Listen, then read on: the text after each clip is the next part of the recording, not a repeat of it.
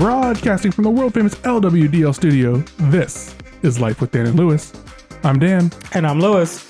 And we're here to talk about life and all the wonderful, magical, horrible, awful, fantastic stuff inside that four-letter word. Life. Before we get too far in, if you hear anything you like today, feel free to go over to buymeacoffee.com/LWDL. Your support is greatly appreciated for this little adventure we are on. We're always thankful for all your support. Hey, it's good to see you. It's good to see you also. How's it going? Doing good. How was your week? Well, it was a full normal week for me at work. No conferences, no missed work, no anything out of the ordinary. Started working out. Oh, good. Nice. And, we did 3 days this week. Excellent. I did all upper body. Simply for the fact of the matter is, I'm 5'5" and a quarter. One of my clerks actually measured me. 5'5" and a quarter, and I'm 152, 53 pounds right now. So I figured if I start doing cardio, I'm just going to lose weight. True. So what I've been doing is just doing upper body. I think next week I'm going to probably get in some upper body and lower body. When I say lower body, not cardio, but like just, doing lifting, squatting, that kind of stuff. Yeah, exactly. And then just go from there. But once I can build muscle and get my body weight up to, I'll say about the low 160s or high 150s, low 160s, then I'll start incorporating cardio in my workout. But feeling pretty damn good. Nice. Now in the mornings I'm eating a little bit more. Okay. For breakfast. All right. I have a really decent sized large lunch, which gives me that energy. I don't, surprisingly, ever since I started working out, I don't find myself around about the 3-4 o'clock time period getting fatigue. Right. So, and I will assume that it's just my body gathering energy from my lunch and just storing it. And then by the time I get off of work, hit the gym. And then after that, get, not a large dinner, but something just to feed the muscles and whatnot. So it's been going pretty good. I've been enjoying it. So that's good stuff. Yeah. Work this week's been good. After work, workout, I've been leaving early with my, by early, you mean more normal. Correct. I don't wait in my office until 6 o'clock anymore. I'm just like, sorry, attorneys, I'm just not doing it anymore. Right. Like once my judge says, all right, she's walking to the door and she's like, I'm leaving. I'm like, all right. 2 minutes later or 2 seconds later, I'm shutting down my computer, packing everything up. And I'm just like, I tell my clerks, all right, I'll see you guys tomorrow. Right. And I'm out, which has, I would say, I picked up my daughter, got home, got changed for the gym. We went to the gym, worked out, came back home, and it was still before 8:45. And I was like, damn, just a matter of leaving work 30, 45 minutes earlier, really, sped you up. Yeah. Exactly. And so it gives us enough time to work out, then to come back home. We all get something to eat, spend time with the kids, get them bathe in the bed and stuff, get them back on, because they have practically 2 weeks before school starts. Yeah. And so trying to get them back on their schedule and stuff and then going from there. So yeah, it was a, pretty good week, pretty effective. And we're just going to keep this mode going and try to incorporate it into our daily lives. And, some people say it's bad to keep kids on schedules, but hey, when you're living in my house and we have so many different activities going, it's kind of, even if we don't stick to like, hey, you're going to bed at 9:30, if it's 9:45, 10 o'clock and we're still getting them in bed, it's still within that, allowable time frame or whatnot. But I think that, developing a schedule and we're sticking to it is really helping us out. Yeah. What about you? How was your week this week? Yeah, it was really just a, sort of normal week, but felt pretty busy. I think, the biggest thing there is I'm also been going to the gym. Yes. So it's just, there's a scheduled activity 3 times a week, and it just makes it feel busier, but not in a bad way. It's like a busy, good way, But this is all a part of that self-care that we talked about. Yeah. We're taking that a little more seriously. Yeah, exactly. Now. Because before, you just come home, sit down, watch TV and do stuff like that, which is, relaxing and enjoyable. But when you really, dive into self-care, what's doing to make your body healthy and your overall, your mind and your, healthy as well. This is better than just coming home, flipping some channels or, watching something on YouTube or whatever the case may be. Just self-care is really where it's at. Yeah. Yeah, so it was a normal work week, and bowling week 4. So I got 2 more weeks of that left. That was good. Nice. Yeah, and then just 3 times a week at the gym. It's an hour and it's we're marking an hour and a half, and all in. But yeah, I'm enjoying it. I'm starting to see some progress, and things aren't feeling as difficult as they did the first couple times. That's always a good thing. I think we're like a month in for me. Okay. Might even be 5 or 6 weeks. I don't really know. But yeah, I'm liking it, and I'm going to keep it up for the foreseeable future. I'm really enjoying it. Nice. Well, that's always a good thing. Other than that, did a little bit of yard work. Got some lights put up in the backyard, and got a little bit of new patio furniture yesterday and early this morning. Just a little spruce me up, Yeah, we almost attempted to do the recording outside. Yeah, we really thought about it. Maybe we will eventually, because it's really not that big of a deal to move everything out there. Yeah. But we'll do that in the stay future. tuned. Dan has transformed his backyard. Just stay tuned. We're gonna do some and maybe one of these days we're gonna go live on one of our socials at social medias and give you guys a little treat there. But just stay tuned. There's some things coming in season 2. Yeah, definitely.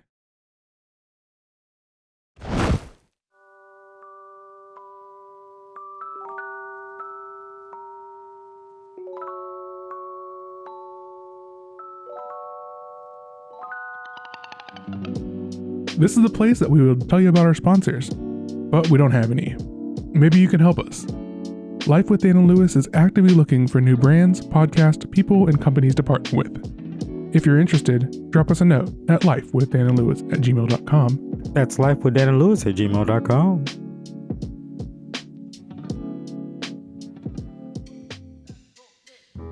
We'd like to hear from you. After all, we are doing this for your entertainment. Drop us a note and let us know where you're listening from, or if you have any ideas for new segments, things you'd like us to stop doing, do more of, do less of, or anything at all, email us at lifewithdanandlewis@gmail.com.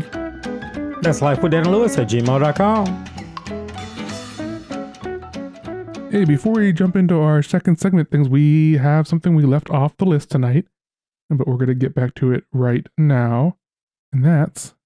What's in your cup? What is in our cups tonight? Well, we're not drinking out of a cup tonight. We're drinking out of some cans. Isn't a can really just a type of cup? Yeah, you got a point there. It's something new that we're trying today. I'm trying to put the can towards the camera so everybody can see. It is Big Country Organic Hard Seltzer, and I am drinking the blackberry and grapefruit. Yeah, and I have the passion fruit and kiwi one, and they're pretty good. I'm not going to say they're a favorite, but I give them a solid 8 out of 10. Yeah, it's pretty good. I'm enjoying it. I'm liking it. Throughout all the seltzers that we have tried, we're trying a lot this season and mentioning them as we go. This one's 1 gram of carbs, 0 sugar, 0 included added sugar. Yeah, I'd say this is probably one of the healthier ones and one of the cleaner tasting ones. True. It doesn't have much flavor. It's sort of bland. Yeah. There's like hints of the flavor. It's more like sparkling water hints of flavor than it is like full on like flavorful, like some of the Trulies or Happy Dads or those kind of seltzers. This is more on the healthier side of things. Still 4.5% alcohol, but definitely something that's pretty good and pretty tasty. I'm enjoying it. This is my second one. I can't remember the first one that I was just going to say that my first one I tried was peach something, and I can't remember what the other flavor was. Yeah. Something peach. Oh, my first one that I tried, I remember it was watermelon and pineapple. Oh, that's right. Yeah. And then you had the peach and something. Yeah. One of the fruits. It was better than the passion fruit and kiwi. This one's just so vaguely flavored. Like there's not a lot of, I don't know. I like a little more flavor than this, but this is definitely one of the, healthier alternatives to a beer. 0, like we were saying, 1 carb, 0 sugar, 90 calories a can. Really, the ingredients: water, alcohol, flavors. That's it. I mean, there's no like, everything's very pronounceable. It's and all fair trade certified and organic. So everything is all pronounceable, which goes to tell you something. When you can't pronounce it, I probably shouldn't be eating it. Yep. Yeah. So look, you guys, go out, get yourself some. Send us an email, leave us a comment. let us know how you like it. All right. So in our second segment today, we have 3 stories. 2 of them are clips from some other podcasts. Maybe we'll turn this into a segment, like a pod around the world in podcast or something. There you go. But yeah, so we have 2 clips from podcasts, and then you have an article that you brought. So the first one here is from Armchair Expert, and that's Dax Shepard's show, where they interview experts in all kinds of things, along with celebrities, and they also do some solo shows in which they're called Armchair Anonymous, and they're really entertaining. Where they give a topic out and then their viewers write in like different stories, and then they pick the best ones and they call the viewer and like talk through the story. Those are really interesting. But this is from one of their like regular series. They're interviewing Terry Crews. That's the bodybuilder, NFL player, turned TV host. We all know him from America's Got Talent. Yeah. Or from before that, from the Chris Rock show. Everybody hates Chris Rock. Yeah, he played the dad on that show. Yeah, he was great, and he was also on My Wife and Kids. He was, and then what is the Andy Samberg show that was on Fox? Where they were police, Brooklyn Nine-Nine. Yeah, Brooklyn Nine-Nine. He made a few. Oh, a bunch of movies. White Chicks was his big breakout movie. Yeah, there you go. And his favorite role of mine as President Macho. He had more in his name than that. But that was Idiocracy. Yes. Which is a movie that just keeps on giving in this crazy world we live in. Definitely. Anyways, so Dax and Monica, the hosts of Armchair Experts, are interviewing Terry here. And we might hear just Terry say one word here, but then Dax is going to start speaking. And this is the clip I wanted to share with us. This dude, you should follow him on Instagram. You would love him. His name's Lane Norton. His handle's BioLane. He's a nutritional scientist. He's also a world record power lifter, all natural his whole career. But he was in here and he said, it is true that so many people's weight issues are not their fault. You have this situation. We know you're 70% more likely. It is not your fault, but unfortunately, it is your responsibility. Wow. And I'm like, wow, that's pretty much could sum up life in general. Shit might not be your fault, but sadly, it is your responsibility because ain't no one going to knock on your door, come in here and solve your shit for you. Yeah. I just thought that was a very interesting. It says a lot. Take. Yeah, it's like one of those real simple phrases that is very powerful and can be applied near universally. Yeah. You know, just those 11 words. Yeah. It has a major statement in them. Yeah, it may not be your fault, but it is your responsibility. Yeah. You know, they reference to like, weight. Mm-hmm. But like you said, you can just apply it universally across your whole life. And, let's draw on that weight one a little bit here. We sort of swung in a direction, right? So we used to be very harsh on people that are overweight and say, you're not doing right things, right? Correct. And then we sort of swung this back where it's fat is okay. Correct. So I think this statement sort of takes both those views. This is the pendulum, right? So we had the far over here and we had the far over here. And this statement is the pendulum statement, right? It may not be your fault, but it is your responsibility. Correct. So when we were over here, when we were, fat shaming and saying you're doing stuff wrong, you're not right, this is wrong. That's saying this is your fault and it's your responsibility. Then we swing over here and we're saying, oh, fat's okay. So it's not your fault and it's not your responsibility. It just is what it is. Yeah. So now you swing back to that middle and now it's not your fault, but it is your responsibility to manage it. Not just because you're fat, but because of the health related concerns around being overweight. Correct. My thing is, and I tell this to a lot of people, be whatever body size you want to be. You can be fat, skinny, whatever, thick, whatever label you want to put on it. You can be whatever you want to be. But be healthy. But just be healthy. Right. You can be what they consider morbid obese. Yeah.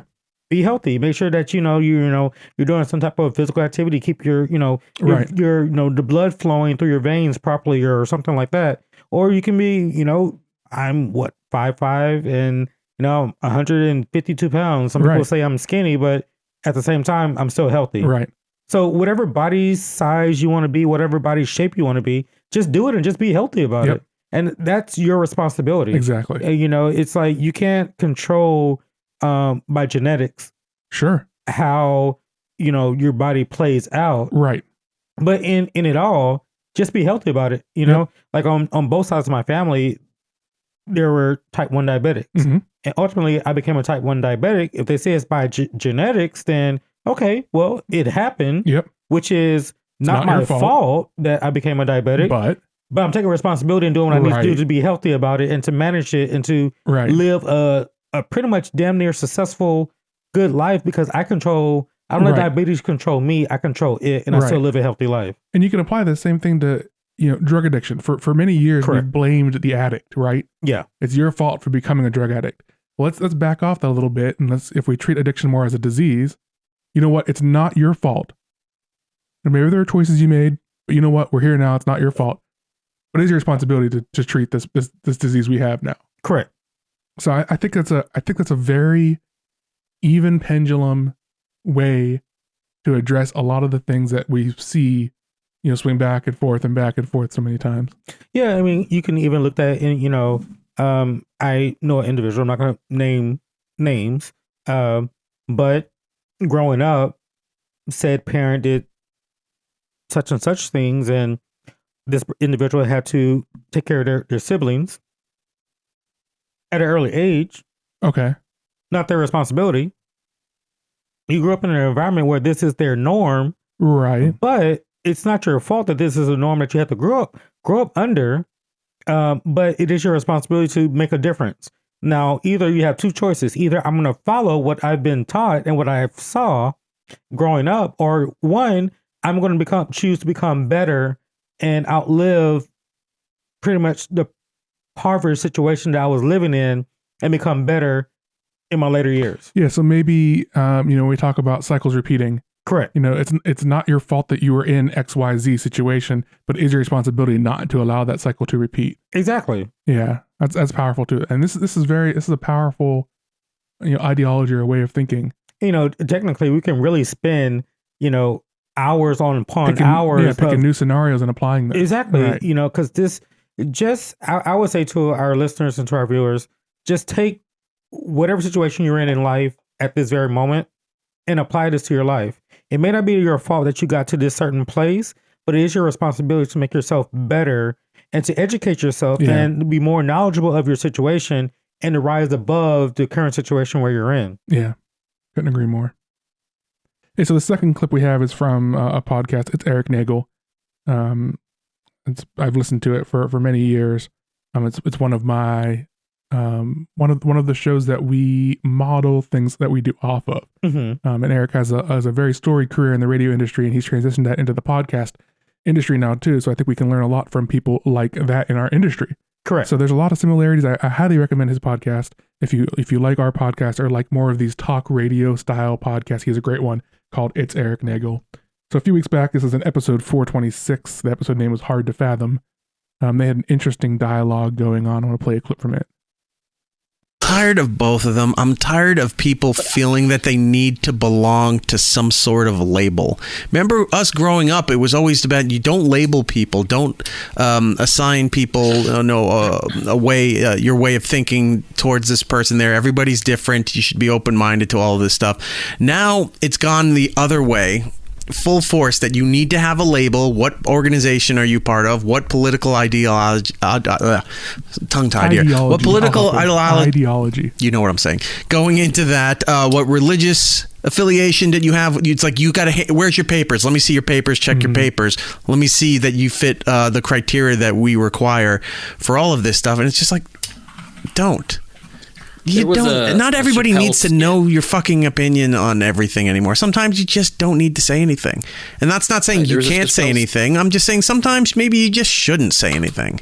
Yeah, just shut up. So I think, we've talked about this on the show before, and we've talked about this idea that people are going too far in wanting too specific of labels, and that we're undoing some good we've done by applying these overly specific labels.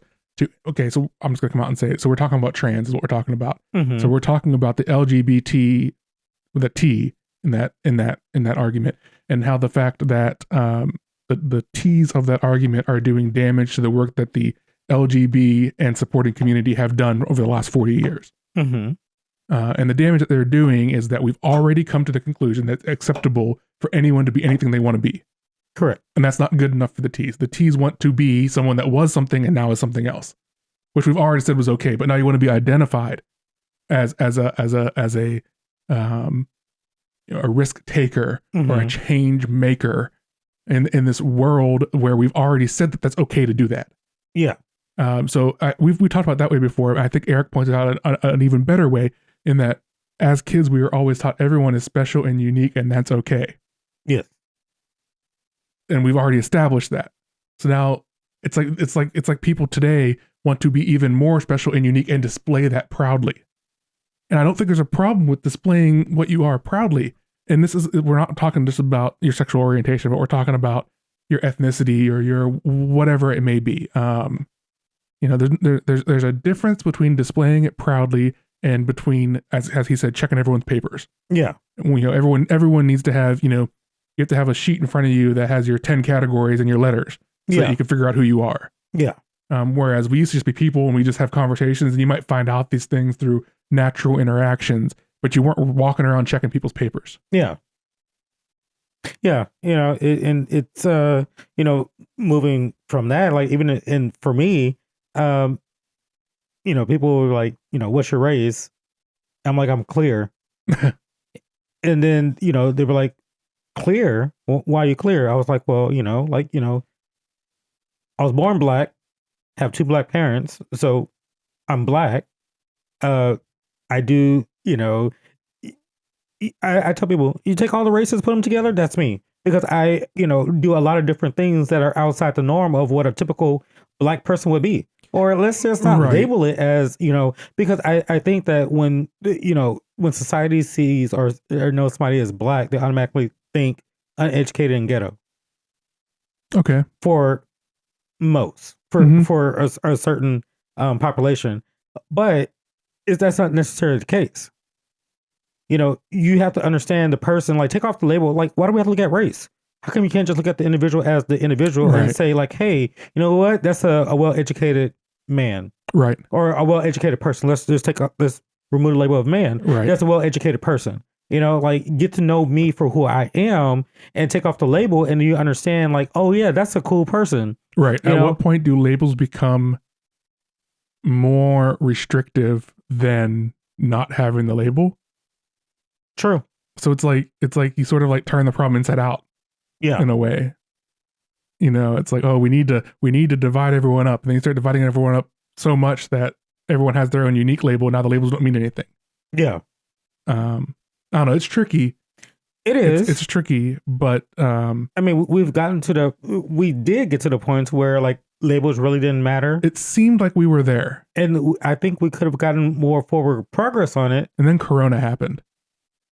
True. That's really what I believe happened. And there's a comic that made the joke that Corona happened, people were sitting around too much and had too much time to think, and all of a sudden they thought, we need more labels. We need to label things better, and we need more identifiers, and that's where all this craziness came from that we're dealing with. Yeah. And I don't wonder if they're somewhat right, from a political standpoint, from the, sexual orientation standpoint, from the gender standpoint, there's a whole lot. And I know I said something stupid earlier. I said it again right now. I used LGBTQ and I said sexual orientation, and that's not necessarily what that is. It's oftentimes more of a gender identity, especially in the T area. And again, this isn't hate towards people. This is hate towards this ideology of giving these specific labels and undoing the work that we've done as a society to establish that it's okay to be whatever you want to be, even if you are genetically, biologically born a certain way. So what I'm saying is it's okay for women to be firefighters, for men to be nurses. We've already established all this. Men can wear pink. Women can wear blue. Men can be stay-at-home dads, and the women can go out and work. Exactly. We've already established all this. We don't need to have a label that says I used to be something and now I'm something. Because we've already established that what you used to be can do everything that your new thing is also doing. Yeah. There's no need for that. Just live as that new thing, and then we're done. Yeah. We've already established that that's okay. Yeah. I'm not into all the other bullshit. I think. What other bullshit? The they and them. Yeah. And all that extra shit that we added during the pandemic because everyone was so bored on their fucking houses. They just started to make up more shit and more shit. More stuff. Yeah. That's where the conservatives like me because I'm just real. Yeah, you do have a conservative vibe to you. You're not they and them. You're trans, you're male or you're female. And you're standing on Get that. so mad when I say that. How are you a they? What the fuck does that mean? It's stupid is what it is. Yeah. But you need someone like me that looks like me to say it. Because if you say it, it turns into you're homophobic. You hate trans people. You hate gays. And it's just how you feel. You don't hate anyone. You just think it's stupid. And so that was a clip from Jeffree Star, and I'll play that clip for the YouTube version so y'all can see him if you don't know who he is. But he is a male. Mm-hmm. But in that clip, he had long pink hair. He had his makeup very well done. Had very long nails. So he's very effeminate. Mm-hmm. And we've established that's okay. Yeah. And he points out that, it's just stupid. These extra labels are just stupid. And that when I say it, it's going to come up transphobic. It's going to come up homophobic. It's going to come up whatever it is. I'm going to say it, though. I'm going to keep saying it. And it's stupid. And if you think what I'm saying is homophobic, go watch Jeffree Star say it. Yeah. And it's continue. And it's because it's not just people outside the community. And by outside the community, I mean not LGB, but an ally. So I don't have, I'm one of the others or the S's or the whatever you want to call them. But I support that community. Yeah. So I am both in and out, both in that community as an ally and outside of that community because I don't fall into one of the prescribed pronouns that community is. But speaking out against one of the other letters in that, the T's, it's not just people from outside that community doing that. Yeah. I put it this way. I can care less what you do. Exactly. Like, you don't come to my house. You don't pay any of my comes down bills. to. You don't live with me. Like anything that you do is not going to affect me personally. So like, do you? Yeah. But quit making a big deal about your fucking label. Right. Yep. That's exactly what it is. I don't walk around every day like, oh, I'm black male. I don't pick up the phone like, this is Herman Booker. I'm a black male. Right. Like, it doesn't fucking you matter. Just live your life.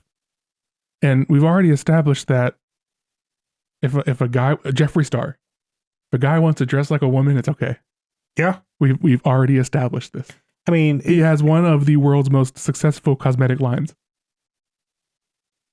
He's a makeup wearing dude, and he that's what he identifies as. Yeah. So it's okay. And guess what? It would even be okay if someone was a male and chose to live their life as a female. And what I mean by that is wearing female clothes, doing more of those gender normative female things, getting your nails done, having long hair, wearing perfume, whatever it is. But even in all that you just said, we put labels on everything without realizing it. Like, what is female clothes?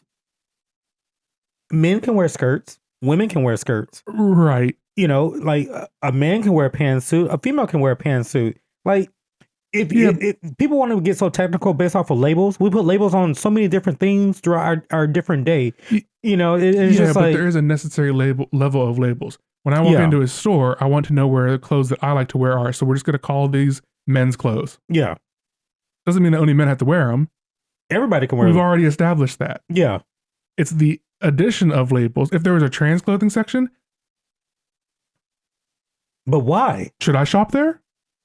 I mean, if you see something that identifies with you, which it makes it such a complex. It is very complex. Issue that should not necessarily be a complex issue. Right. I mean, just live your freaking life. Right.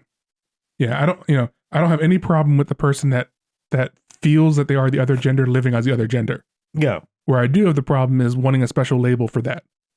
Yeah. That's what it comes down to. Just live your life. Live your life, ladies and gentlemen. Whoever you are. All right, so we have one final article today, maybe a little less controversial of an article. But you found an article for us today. Yeah, and I think it kind of plays into the first one that we talked about. It may not be your fault, but it's your responsibility. And the topic that I chose was 6 reasons why people don't follow their dreams. And reason number 1, feel your failure. In which I can see that, most people think that, they're not going to be successful. They're not going to succeed at, said dream that they have.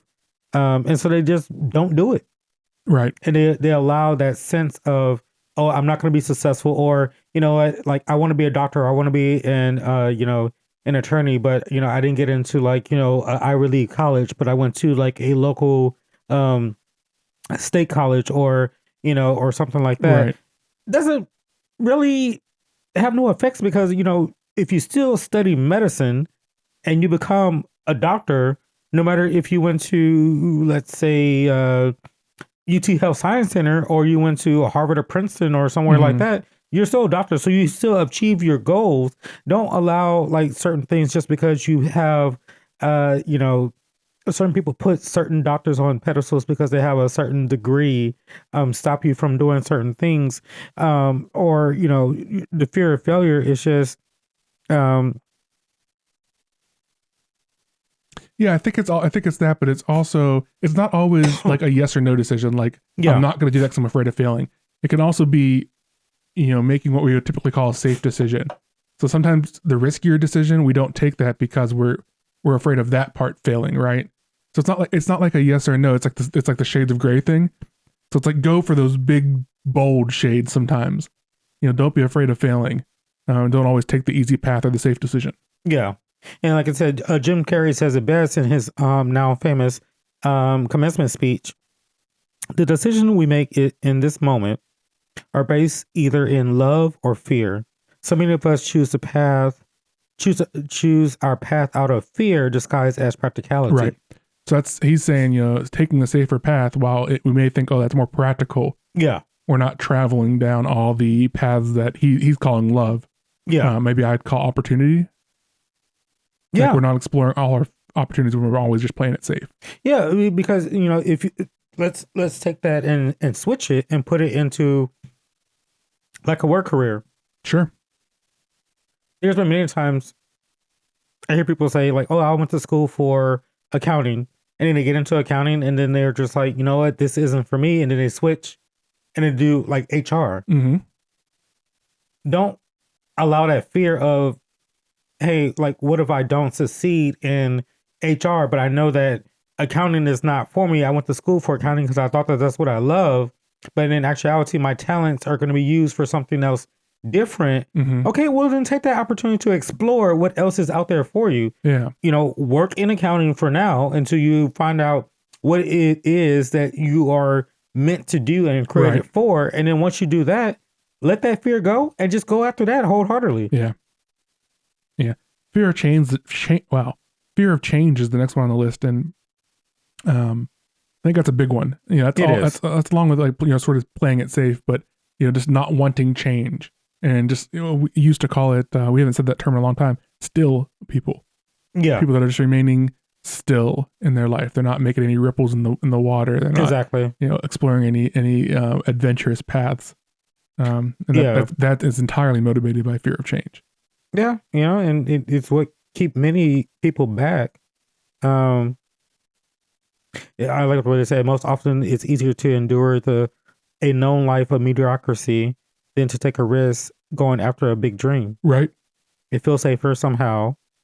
Starting something new and different is scary. Mm-hmm. Granted, it is. You don't know. Yeah. So you just don't do, or some people just don't do because they're just, it's that fear of change that just holds them back. Mm-hmm. But I say, like, bust out of it, break through it, like, get move out of your forward. comfort zone. Yeah, we're not meant to live this life with just being in our comfort zones. We're meant to, we're ever evolving. Yeah, and I think that we should carry that into our personal lives and evolve from there. Like you start off on one career, hey, switch it, do something different. You never know how successful you're going to be until you actually do it. Right. Yep. Number 3 on the list is priorities. We all have people and things that take up our times, jobs, families, friends, hobbies, and these are great things to have in life, but they take time. And it's easy to just get so caught up in priorities that you lose focus on the dreams that you had set forth, and then it stops you. It's like a roadblock. And instead of I don't say it's a roadblock. I say it's a speed bump. Because sometimes people stop at the speed bump and then don't go over it when they should just push themselves and go over it and learn how to prioritize different things. When you're studying for your project management license, you told our friends group, hey, like I'm studying for this, so I'm gonna take time away from, you know, we used to go up to your house probably every Friday or Saturday, and we used to all hang out. But you're just like, you know what, give me a couple weeks because I need to study for this and get this, and then we can all get together. So it's basically about just making your priorities. Like, you know, see what's most important, put that at the top, and then what's least important, put that at the bottom. And then whatever it is that's going to get you to achieve your goals, then you just put it in there and then achieve your goals. Yeah, and it's not just prioritizing tasks; it's also prioritizing, you know, self-care. Yeah, you know, if you don't prioritize yourself, you don't have the energy to get through your other things. So, you know, deprioritizing something in order to take care of yourself isn't necessarily, you know, taking that thing off the table, right? It's just you have to sort of balance. You have to balance everything, and that as part of that everything equation, then prioritizing is taking care of yourself. Yeah, and anyone else you have to, you know, as a parent or as a caretaker for someone. Yeah, that would fall in there. Lack of confidence. So we've sort of skirted around this one in our previous topics there, but this is really not having the confidence in your ability to set a dream and go achieve it. Yeah, that's a huge one. And that goes right along with the fear of failure thing or the fear of change, you know. But a lack of confidence. If you don't have the confidence to believe that the path that you put yourself on is going to work out, then you know, it doesn't really matter if you're afraid of change because you're never going to get there. Correct. Yeah, confidence plays a major part into it. Number 5, we come in at timing. Yeah, that's a good one. A dream without a timeline is just a fantasy. Yeah, so this is the idea that oftentimes we think of a goal, right? And we say, okay, I'm going to start that tomorrow. I'm going to start that after this. And a lot of times there's not reason for that. So the best example for this is the New Year's resolution. So many of us spend November and December thinking about, even maybe more than that, sort of thinking about what our New Year's resolution is going to be. And then we arrive at a good one and we just say, okay, January 1st, my new goal is yes. Why not start today? That's that. As long as you know me, that's my number one thing. I hate I hate when people say, "Oh yeah, my New Year's resolution, I'm going to start it." I'm like, if it's that important, you should have started it whenever you thought of it. Exactly, that very moment that you thought of it, you should have started it then. Yeah, we didn't say that we're gonna. My family and I, we didn't say that we're gonna start working out just starting January 1st. Right. We found that like, hey, this is the opportune time. Right. We have the extra time. Speaking of timing, we have the extra time now. Right. Let's start on it now. So then that way, when our get it to be a habit now, so that when things go upside down, then you fall back into your habit. Exactly, and you have to start doing it now. Yeah. You know, now is the opportune time because, as my grandmother used to always say, "Who knows if tomorrow is promised for us? We live in this now." It's very true. We wake up every day and we have this now. Who knows if tomorrow is going to be promised to us? Yep. Nobody knows. Yeah. So why? And I feel that some people say like, well, you know, if tomorrow's not promised to me, then why should I start it? Well, if you get yourself out of that mindset and actually start something today, we don't know if our next second is going to be, if we're going to have the next second, but we still do what we need to do in this day to get to that next second. So why not start? Right. So start something today and don't put it off for tomorrow because what you put off for tomorrow, you could have started today. Putting off your dream until someday usually means that someday will never happen. True. That's a little line from this article. I think that's a good one. Yeah, definitely. So we would encourage everybody, start your, whatever that dream is, that business, getting an education, going back to school, losing weight, getting healthy, whatever the case may be is, whatever your underlying dream thing is, start it today. You know, it may be midnight when you hear this or whatever, but just take that first step, initiate that change, and then go with it. Yeah. Yeah. Last one on the list is society, and I think we all fall victim of this. It's thinking about what all the different, parts of society, friends, family, colleagues, think about something and making decisions based on what someone else might think. You know, this falls under society. My thing when I was looking for a new job back in 2018, I was looking to leave my at that point in time then current job, looking to get another one. I was thinking about like, oh, what about my friends? Like, what about the people I talk to every day? Like, what about them? But then I had to come to realization is they don't live with me. they don't control my life. My true friends are still going to be my true friends. Mhm. And I still talk to a lot of them still to Yeah. this day, even though I don't work for the same department that they Mhm. work for. And some of them have moved on since then too. But don't allow what, society, colleagues, friends in the workplace stop you from moving on and achieving your goals, because when it comes to them, they're going to move on. They're going to, Yeah. be like, bye, I see you later. I'm moving on to bigger and better things. Mhm. So why not you? That goes with not just colleagues and friends or whatever at work, but if you want to dye your hair, Yeah. what are people gonna think when I go to the store? Or if you want to wear a louder shirt, whatever it is, ultimately you just have to do things that you and that the people that you care about Mm-hmm. support, right? So I'm not saying if you and your spouse have a drastically different taste in shirts, your spouse can't stand it when you wear neon green cargo shorts, and you just love your neon green cargo shorts. I'm not saying don't ever wear them, but I'm saying let's consider what your spouse has to say, and maybe she doesn't want to be seen with you in your neon green cargo shorts. Like, So, but bending to the will of your spouse because you love that person and you appreciate them and you are considerate of their views is not a negative in this situation. correct. Bending to the general rules of what other people might think that don't affect me, that have no influence in my life, that I don't care for. That's what we're talking about here. Yeah. I have an example from my own personal life, which is not like something major. I like to, in my normal everyday life, dress kind of like business casual. Sure. Jeans, a button up, and casual shoes. Mhm.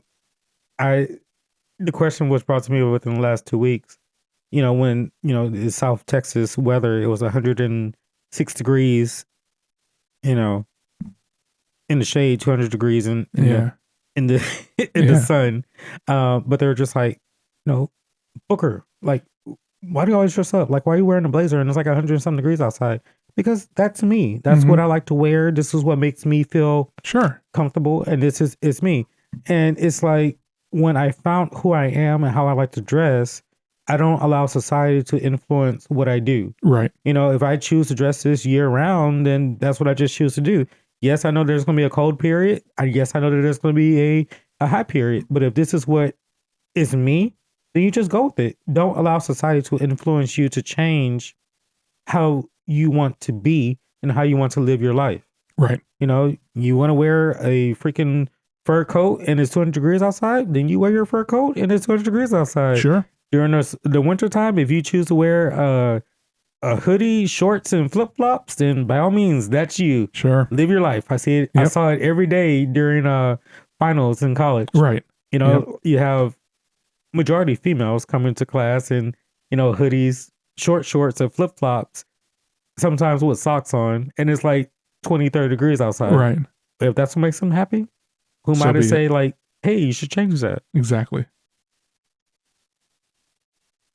That was a good one. I enjoyed that article. Yeah. Lots of good thoughts there. I think all three kind of played in together to each topic tonight. Yeah. A little bit. Yeah. It's it's funny how like we come up with topics and So often we see how they interrelate without us even trying. exactly. Yeah, that is true. Anything coming up for you this week? It's been our going thing since the summer. We're on cruise control. Yeah, we're on cruise control. Nothing major coming up. I can't even think of anything. Yeah. Just another normal week of work. I don't have any travel coming up. You don't have any travel coming up. Nope. Just keep on keeping on for right now. Just work. We're gonna have some friends over next weekend. Yes. Do a little more of a little summer party. Yeah. Maybe get to enjoy that patio a little bit. Hopefully it's not scorching hot. Yeah. But and we'll actually have a podcast before that. We're recording next Friday probably. That is on my All plan. Yeah, so it's gonna be a pretty easy week for us. Nothing new, nothing special. Just coasting. Yeah, just coasting. That's right. 2 more weeks before the kids get ready for school. Oh, that's coming up quick though. Oh yeah, it'll be here in no time. Well, that's a wrap for today's episode, ladies and gentlemen. Until next week. Follow us on all the social medias. That's Facebook, Instagram, Twitter, YouTube, and TikTok at Life with Dan and Lewis. That's Facebook, Instagram, Twitter, YouTube, and TikTok at Life with Dan and Lewis. Video episodes are now available on YouTube along with our previous episodes in their audio-only formats, also on YouTube and wherever podcasts are available. Check them out. We hope to see you there. Yes, definitely. Come check us out. We'll be back next week with another episode. Until then, check out our new limited series, The Spotlight. New episodes are coming in between weekly episodes of Life with Dan and Lewis throughout this season. Thanks for listening today. More episodes can be found anywhere podcasts are found, on our YouTube page or on our website at lwdl.buzzsprout.com. That's lwdl.buzzsprout.com. Coming up in a little bit here, we're going to be doing a little bit of a YouTube special. We're going to do a little bit of recording outside the patio. We're going to go burn one. Oh, yeah. And we're going to record a little bit extra content. So if you're listening on a podcast area, go check us out on YouTube. We'll have some exclusive videos from our cigar and cocktail hour tonight coming up here in just a few minutes. We're going to hit record and talk a little bit more. Yeah. And then next year, we'll have on one of our social medias, we're going to be doing some live. Yeah, I think we will do some live broadcasting somewhere here down the road. That's right. Until next time, ask yourself, what have you done today to help someone else? Make good choices. And love one another.